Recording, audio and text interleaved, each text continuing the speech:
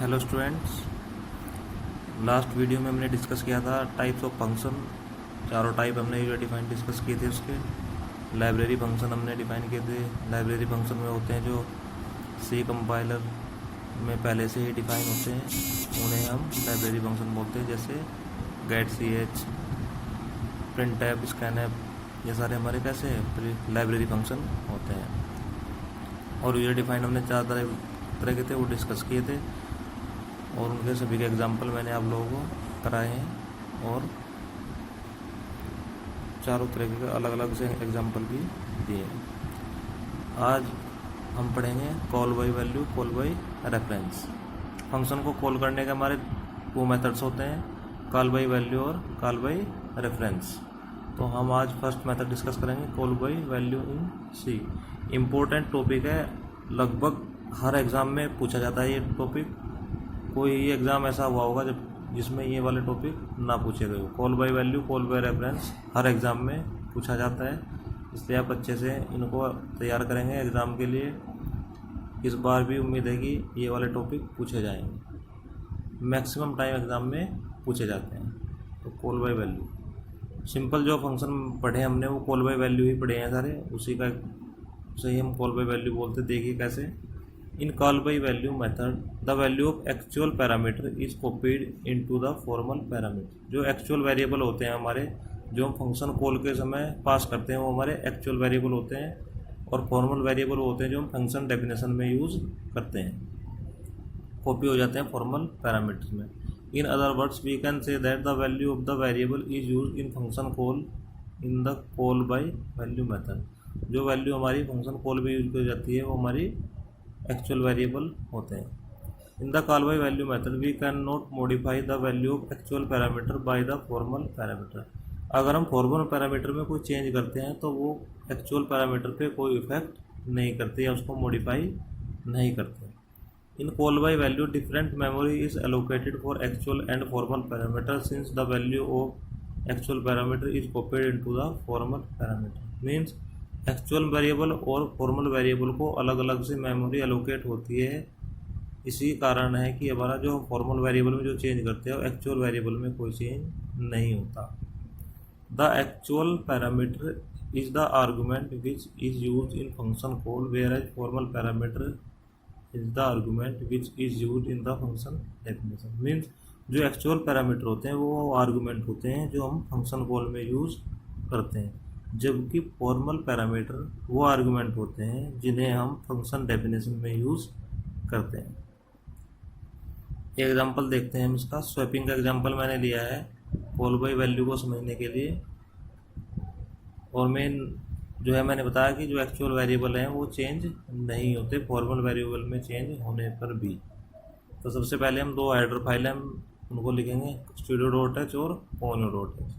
उसके बाद हमने एक फंक्शन बनाया void swap int इन। दो आर्गुमेंट पास किए, इंटीजर टाइप के, और रिटर्न टाइप दिया है void। मीन्स हमारा जो फंक्शन है ये है हमारा argument pass but don't return A value. ये हमारा फंक्शन हमने डिक्लेयर किया है। उसके बाद हमने अपना मेन फंक्शन डिक्लेयर किया है। दो वेरिएबल लिए हैं a और b, और दोनों को 10 और 20 वैल्यू हमने दी है। a को दी है 10 और b को दी है 20। ये हमने मेन फंक्शन में डिक्लेयर करें। एक जनरल मैसेज प्रिंट करा, before swapping the value of a equal to percentile d, b equal to percentile d slash n a और b। स्वैपिंग से पहले हमने दोनों की वैल्यू प्रिंट कराई है। a की वैल्यू क्या है स्वैपिंग से पहले 10 है और b की 20, तो ये हमारे प्रिंट हो जाएगी। स्वैप, यहाँ पे हमने क्या कॉल किया, फंक्शन कॉल है ये। स्वैप फंक्शन को कॉल किया है और a और b आर्गूमेंट इसमें से पास किए हैं। a की वैल्यू 10 है और b की 20 है। क्योंकि हम यहाँ पे फंक्शन कॉल कर रहे हैं तो ये हमारे कौन से वेरिएबल हो गए, एक्चुअल वेरिएबल। ये कौन से वेरिएबल है, एक्चुअल वेरिएबल है।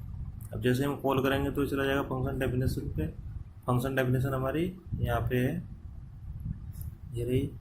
तो अब जो ये वेरिएबल है हमारे एक्चुअल वेरिएबल, ये कॉपी हो जाएंगे फॉर्मल वेरिएबल में। ए और बी, इन दोनों का अलग एड्रेस है, इनका एड्रेस अलग है।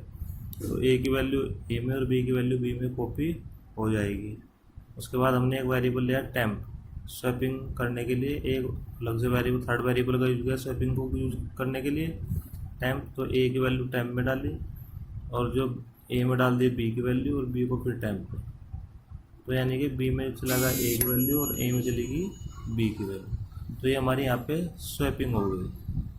ठीक है, तो हमारे जो फॉर्मल वेरिएबल थे उनकी वैल्यू हमने आपस में स्वैप कर दी।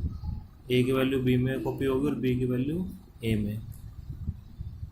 तो हमने यहाँ पे प्रिंट करा after swapping the value in function A is equal to percentile D और B is equal to percentile D. A और बी स्वैपिंग के बाद हमने दोनों की वैल्यू को प्रिंट कराया, तो ए में चला गया 20 और बी में आ गया 10।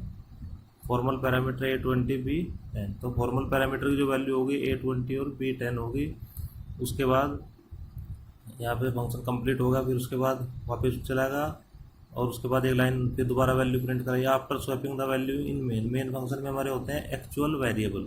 तो मीन यहाँ पे दोनों की वैल्यू ए और बी की चेंज होगी, जबकि यहाँ पे जब आप प्रिंट कराएंगे तो ए बराबर परसेंटाइल डी, बी बराबर परसेंटाइल डी, ए और बी की जो वैल्यू प्रिंट कराए यहाँ पे फिर वही सेम वैल्यू रहेगी, ए बराबर 10, बी बराबर 20।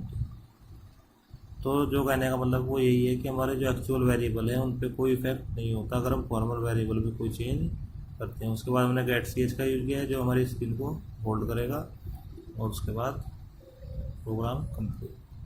तो स्टूडेंट्स कॉल बाय वैल्यू हमने पढ़ा, एग्जांपल की हेल्प से देखा भी कि हमारे एक्चुअल वेरिएबल फॉर्मल वेरिएबल में कॉपी हो जाते हैं, और अगर फॉर्मल वेरिएबल में हम कोई चेंज करते हैं तो एक्चुअल वेरिएबल पे उनका कोई इफेक्ट नहीं होता। बहुत इंपॉर्टेंट टॉपिक है एग्जाम के पॉइंट ऑफ व्यू से, पहले भी बोल चुका हूँ। अच्छे तरीके से आप इसको रीड आउट करेंगे और एग्जाम्पल को रन करा के देखेंगे जिससे आपको समझ में आ जाएगा। Thank you.